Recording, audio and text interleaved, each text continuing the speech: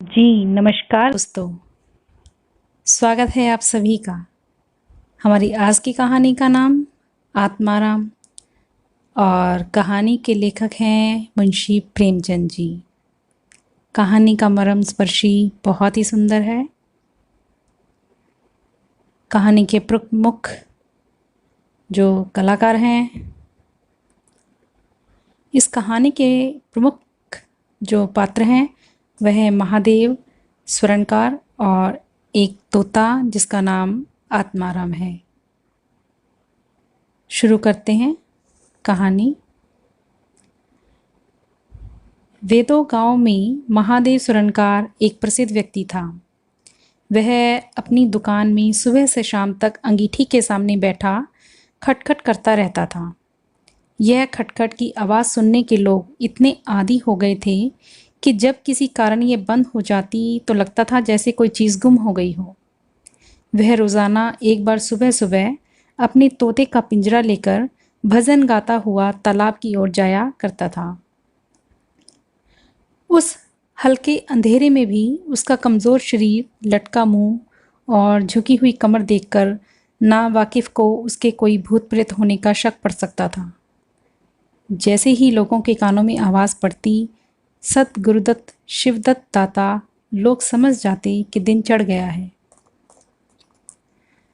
महादेव का घरेलू जीवन सुखी नहीं था। उसके 3 पुत्र थे, 3 बहुएं थीं, दर्जनों पोते पोतियां थीं, पर उसके भार को हल्का करने वाला कोई नहीं था।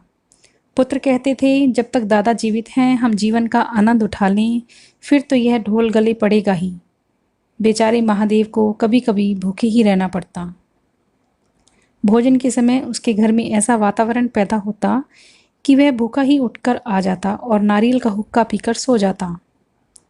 उसका व्यापारिक जीवन और भी अशांतिपूर्ण था। चाहे वह अपने काम में निपुण था, औरों से शुद्धि वाला था, उसकी रासायनिक क्रियाएं ज़्यादा कष्टकारक थीं, पर फिर भी उसको रोजाना शक्की और धैर्य न रखने वाले ग्राहकों के अपशब्द सुनने पड़ते थे। पर महादेव बिना परेशान हुए और गंभीर होकर सिर झुकाकर सब कुछ सुनता रहता। जैसे ही कलह क्लेश समाप्त होता, वह अपने तोते की ओर देखकर कह उठता, सत गुरुदत्त शिवदत्त दाता। इस मंत्र को जपते ही उसके चित्त को शांति मिल जाती थी। एक दिन अचानक किसी लड़के ने पिंजरे का दरवाज़ा खोल दिया। तोता उड़ गया। महादेव ने सिर ऊपर उठाकर पिंजरे की ओर देखा तो उसके हृदय सुन सा हो गया। तोता कहाँ गया? उसने फिर पिंजरे की ओर देखा, तोता गायब था। महादेव घबरा कर उठा और इधर उधर ढूंढने लगा।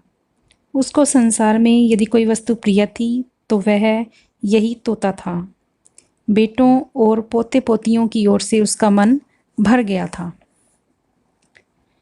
बेटों की हलचल से उसके काम में रुकावट पड़ती थी।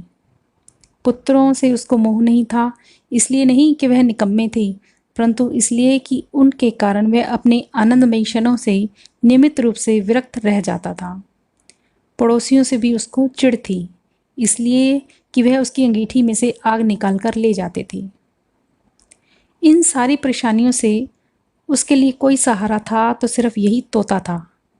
उससे उसको किसी प्रकार का कोई दुख नहीं मिलता था। वह अब इस हालत में था जब मनुष्य को शांति के बिना कोई और इच्छा नहीं रहती। तोता एक किनारे पर बैठा था। महादेव ने पिंजरा उतार लिया और उसको देखकर कहने लगा, आ आ सत गुरुदत्त शिवदत्त दाता। पर गांव और घर के लड़के इकट्ठे होकर शोर मचाने और तालियां बजाने लगे। उधर कौओं ने भी शोर मचाना शुरू कर दिया। तोता उड़ा और गांव से बाहर जाकर एक पेड़ पर जा बैठा। महादेव खाली पिंजरा लेकर उसके पीछे दौड़ा। लोगों को उसकी हालत देखकर हैरानी हो रही थी। प्यार की इससे सुंदर, इससे सजीव और इससे अधिक भावना वाली कल्पना नहीं की जा सकती थी। दोपहर हो गई थी। किसान खेतों में से घर वापस आ रहे थे। उनको मजाक का यह अच्छा मौका मिला। महादेव को चिढ़ाने में सभी को मजा आता था। किसी ने पत्थर मारे तो किसी ने तालियां बजाई। तोता फिर उड़ा और वहां से दूर आमों के बाग में एक पेड़ की ऊपर वाली शाखा पर जा बैठा। महादेव फिर खाली पिंजरा लेकर मेंढक की तरह उछलता हुआ बाग में पहुंचा तो पैरों की तालियों से आग निकल रही थी। सिर चकरा रहा था। जरा सांस लिया और फिर पिंजरा उठाकर कहने लगा, सत गुरुदत्त शिवदत्त दाता। तोता ऊपर वाली शाखा से उतरकर नीची वाली शाखा पर आकर बैठ गया, पर महादेव की ओर बेगानी नजर से देख रहा था। महादेव ने समझा डर रहा है। वह पिंजरे को वहीं छोड़कर आप एक और पेड़ के पीछे छिप गया। तोते ने चारों ओर ध्यानपूर्वक देखा, भय रहित हो गया, नीचे उतरा और पिंजरे के ऊपर आकर बैठ गया। महादेव का दिल खुशी से उछलने लगा। सत गुरुदत्त शिवदत्त दाता का मंत्र जपता हुआ धीरे धीरे तोते के नज़दीक आया और आगे बढ़ा कि तोते को पकड़ ली, पर वह हाथ न आया। फिर से पेड़ पर जा बैठा। शाम तक यही हाल रहा। तोता कभी इस शाखा पर जाता, कभी उस शाखा पर, कभी पिंजरे पर बैठता, कभी पिंजरे के दरवाजे पर बैठकर अपनी दाने पानी वाली प्यालियों को देखता और फिर उड़ जाता। इस प्रकार शाम हो गई। माया और मोह का संग्राम अंधेरे में गुम हो गया। रात हो गई। चारों ओर घना अंधेरा छा गया। तोता पता नहीं पत्तियों में कहाँ छिपकर बैठा था। महादेव जानता था कि तोता रात को उड़ के कहीं भी नहीं जा सकता, वह सिर्फ पिंजरे में ही आ सकता है। फिर भी वह उस जगह से हिलने का नाम नहीं ले रहा था। आज उसने दिन भर कुछ नहीं खाया। रात को रोटी खाने का समय भी गुजर गया। पानी की बूंद भी उसके गले से नहीं गई, पर न उसको भूख थी न प्यास। तोते के बिना उसका अपना जीवन दूभर, खुश्क और सूना सूना लगता था। वह दिन रात काम करता था इसलिए कि वह इसकी अंतःकरण की प्रेरणा थी। जीवन के और काम इसलिए करता था कि वह उसकी आदत थी। तोता ही तो था जो उसको चेतना की याद दिलाता था। उसके हाथ से निकल जाना जीवन का त्याग करना था। महादेव दिन भर का भूखा थका टूटा होने के कारण उसकी आंखें नींद से भरी हुई थीं। उसकी आंखें लगती थी तो एक क्षण बाद चौंक कर आंखें खोलता और उस अंधेरे में उसकी आवाज़ें सुनाई देती, सत गुरुदत्त शिवदत्त दाता। आधी रात गुजर गई थी। अचानक वह कोई खटाक सुनकर चौंक गया। देखा दूसरे पेड़ के नीचे एक हल्का सा दिया जल रहा है और कई व्यक्ति बैठे आपस में बातें कर रहे हैं। वह सारे चिल्लम पी रहे थे। तंबाकू की महक ने उसको व्याकुल कर दिया। ऊंची आवाज में बोला, सत गुरुदत्त शिवदत्त दाता, और उन व्यक्तियों की ओर से चिल्लम पीने के लिए चल पड़ा। परंतु जिस प्रकार बंदूक की आवाज सुनते ही हिरन भाग जाते हैं, उसी प्रकार उसको आते देखकर सारे ही भाग गए। कोई इधर चला गया, कोई उधर। महादेव ऊंची आवाज में बोला, रुको रुको। फिर उसको एकाएक ध्यान आया कि यह सारे चोर हैं। फिर वह और ऊंची आवाज में बोला, चोर चोर, पकड़ो पकड़ो। पर वह चारों ने पीछे पलटकर नहीं देखा। महादेव दिए के पास गया और उसको वहां एक कलश पड़ा मिला जो धुएं से काला हो रहा था। महादेव का दिल खुशी से उछलने लगा। उसने कलश में हाथ डाला। बीच में मुद्राएं थी। उसने एक मुद्रा बाहर निकाली और दिए की रोशनी में देखा, यह मुद्रा ही थी। उसने कलश उठा लिया और दिया बुझा दिया और पेड़ के नीचे छिपकर बैठ गया। वह शाह से चोर बन गया। फिर उसके दिल में शंका पैदा हुई कि ऐसा न हो कि चोर वापस आ जाएं और मुझे अकेला देखकर मुद्राएं छीन कर ले जाएं। उसने कुछ मुद्राएं कमर से बांध ली। फिर वह एक सूखी लकड़ी द्वारा जमीन में से मिट्टी निकालकर गड्ढा बनाया और मुद्राएं उसमें डालकर मिट्टी से ढक दिया। अब महादेव की आंखों के समक्ष एक अलग ही संसार था, कल्पनाओं और चिंताओं से भरपूर। चाहे अभी माया के हाथों से निकल जाने का डर था, पर इच्छाओं ने अपना काम शुरू कर दिया था। एक पक्का मकान बन गया। सराफ की एक बड़ी दुकान खुल गई। रिश्तेदारों से फिर संबंध जुड़ गया। भोग विलास की सामग्री एकत्रित हो गई। फिर तीर्थ यात्रा करने चल पड़े। फिर वहां से आकर बड़े समारोह के बाद यज्ञ ब्रह्मभोज हुआ। इसके बाद एक शिव मंदिर और कुआं बन गया। एक बाग भी लग गया और प्रतिदिन ही कथा पुराण सुनने लगा। साधु संतों का आदर सम्मान होने लगा। अचानक उसको ध्यान आया, कहीं चोर आ गए तो मैं कैसे भागूंगा। उसने कलश उठाया और 200 कदम तक बिना रुके दौड़ा। ऐसे लगता था जैसे उसके पैरों को पंख लग गए हों। फिर शांत हो गया। इन कल्पनाओं में ही रात व्यतीत हो गई। सुबह का समा हुआ। हवा उठ पड़ी, चिड़ियां गाने लगी। अचानक महादेव के कानों में आवाज पड़ी, सत गुरुदत्त शिवदत्त दाता, राम के चरण में चित लागा। यह बोल सदा महादेव को की जीवा पर रहे थे। दिन में सैकड़ों बार यह शब्द उसके मुंह से निकलते थे, पर इनका धार्मिक अर्थ कभी भी उसकी अंतरात्मा को नहीं छूता था।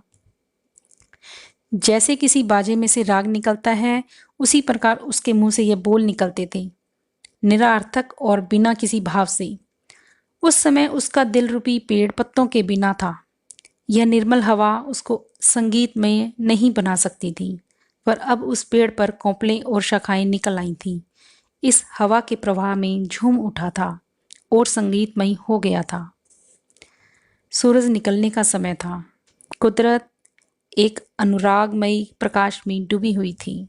उसी समय तोता पैरों को जोड़कर ऊंची शाखा से नीचे उतरा, जैसे आकाश से कोई तारा टूटता है, और आकर पिंजरे पर बैठ गया। महादेव खुश होकर दौड़ा और पिंजरे को उठाकर बोला, आओ आत्माराम, तुम्हें दुख तो बहुत दिया, पर मेरा जीवन भी सफल कर दिया।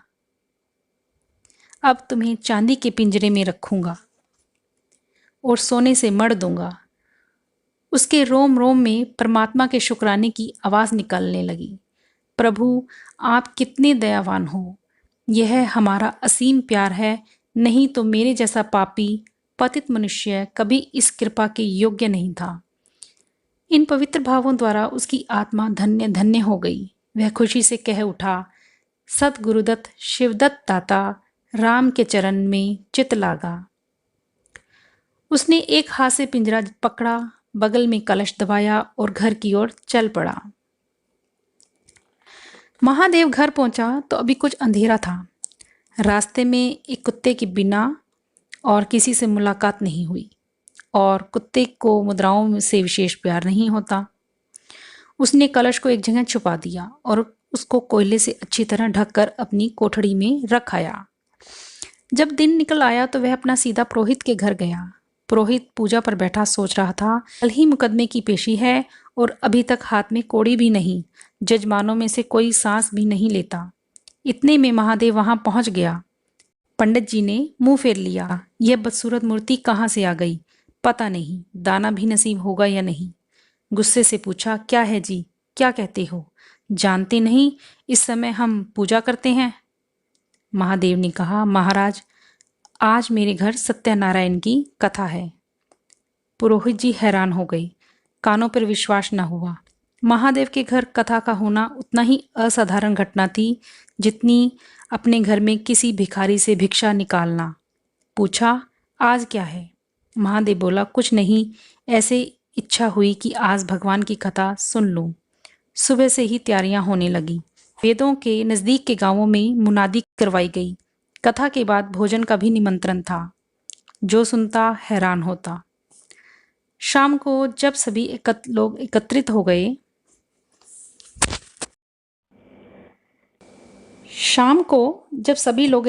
गए, और पंडित जी अपने आसन पर बैठे, तो महादेव खड़ा होकर ऊंची आवाज में बोला, भाइयों, मेरी सारी उम्र छल कपट में गुजर गई। मैंने पता नहीं कितने लोगों को धोखा दिया, कितने अच्छे लोगों के साथ बुरा किया, पर अब भगवान ने मेरे पर दया की है। वह मेरे मुंह पर पोती कालिक को मिटाना चाहता है। मैं आप सब भाइयों को ललकार कर कहता हूँ कि जिसका मेरी ओर कुछ निकलता है, जिसका पैसा मैंने मारा है, जिसके अच्छे माल को खोटा कर दिया है, वह आकर मेरे से अपना एक एक पैसा ले जाए। यदि कोई यहाँ नहीं आ सकता तो आप उसको जाकर बता दो, कल से 1 माह तक जब दिल करे आए और अपना हिसाब ले जाए। गवाही आदि का कोई काम नहीं है। सभी लोग हैरान हो गए। कोई सिर हिलाकर बोला, हम कहते नहीं थे? किसी ने अविश्वास के साथ कहा, क्या खाकर भरेगा, हजारों का जोड़ हो जाएगा। एक ठाकुर ने मजाक किया। और जो स्वर्गवास हो गए हैं? महादेव ने उत्तर दिया, उसके घर वाले तो होंगे। पर इस समय लोगों को वसूली की इतनी इच्छा नहीं थी जितने यह जानने की थी कि इसको इतना धन कहाँ से मिला। किसी की भी महादेव के पास आने की हिम्मत नहीं पड़ी। ग्रामीण लोग थे, गड़े मुर्दे उखाड़ने का क्या जाने। फिर लोगों को याद भी नहीं था कि उन्होंने महादेव से क्या लेना है, और ऐसे पवित्र अवसर पर कोई भूल हो जाने के डर से उन्होंने अपना मुंह बंद किया हुआ था। सबसे बड़ी बात यह थी कि महादेव के साधु स्वभाव ने उनको अपने अधीन कर लिया था। अचानक पुरोहित जी बोले, आपको याद है मैंने एक कैंठा बनाने के लिए सोना दिया था? आपने कई मासे तोल करते समय उड़ा दिए थे। महादेव, हाँ याद है। आपका कितना नुकसान हुआ होगा? पुरोहित, 50 रुपए से कम नहीं हुआ होगा। महादेव ने कमर में से 2 मुद्राएं निकाली और पुरोहित जी के समक्ष रख दी। पुरोहित जी के लालच पर कानाफूसी होने लगी। यह बेईमान है, ज्यादा हो तो 2-4 रुपए का नुकसान हुआ होगा। बेचारे से 50 रुपए ठग लिए। नारायण का भी डर नहीं। कहने को तो पंडित, पर नीयत इतनी खराब। राम राम राम। लोगों को महादेव के साथ एक श्रद्धा सी हो गई। 1 घंटा गुजर गया पर उनमें से कोई भी न उठा। महादेव ने फिर कहा, लगता है आप लोग अपना अपना हिसाब भूल गए हो, इसलिए आज कथा होने दो। मैं 1 माह तक आपका इंतजार करूंगा। इसके बाद यात्रा पर चला जाऊंगा। मेरी आप भाइयों के आगे विनती है कि आप मुझे कृतार्थ करें। 1 माह तक महादेव लेनदारों का रास्ता देखता रहा। रात को चोरों के डर से उसको नींद न आती। वह कोई काम नहीं था करता। शराब का शौक भी छूट गया। द्वार पर आए साधु संतों की सेवा करता। दूर दूर तक उसकी प्रसिद्धि फैल गई। यहाँ तक कि माह पूरा हो गया, एक भी व्यक्ति हिसाब लेने नहीं आया। अब महादेव को ज्ञात हुआ कि संसार में कितना धर्म, कितना सद्व्यवहार है। अब उसको पता चला कि संसार बुरों के लिए बुरा है और अच्छों के लिए अच्छा है। इस घटना को 50 वर्ष बीत गए। आप वेदों गंव जाओ तो दूर ही एक स्वर्णकार कलश दिखाई देता है। इस घटना को 50 वर्ष बीत गए हैं। आप वेदों गांव जाओ तो दूर ही एक स्वर्णकार कलश दिखाई देता है। यह ठाकुर द्वारी का कलश है। इसके साथ एक पक्का तालाब है जिसमें बहुत सारे कमल के फूल खिले रहते हैं। उसकी मछलियां कोई नहीं पकड़ता। तालाब के नजदीक एक विशाल समाधि है। यही आत्माराम का यादगारी चिन्ह है। इस संबंधी बहुत सारी दंत कथाएं प्रचलित हैं। कोई कहता है वह रत्नों से जड़े पिंजरे के साथ स्वर्ग को चला गया। कोई कहता है वह सत गुरुदत्त कहता हुआ अंतर्ध्यान हो गया। पर सच्चाई यह है कि वह पंछी रूपी चांद को किसी बिल्ली रूपी राहु ने निगल लिया। लोग कहते हैं आधी रात को सरोवर के किनारे से आवाज आती है, सत गुरुदत्त शिवदत्त दाता, राम के चरण में चित लागा। महादेव के संबंध में भी कितनी ही लोक कथाएं प्रचलित हैं।